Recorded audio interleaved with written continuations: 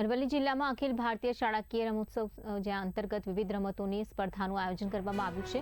Modasa high school ખાતે કબડ્ડી સ્પર્ધાની પ્રારંભ જ્યાં કરવામાં આવ્યો। અરવલ્લી જિલ્લા ડીવાયએસપી આરબી ડાબીના હસ્તે કરવામાં આવ્યો હતો।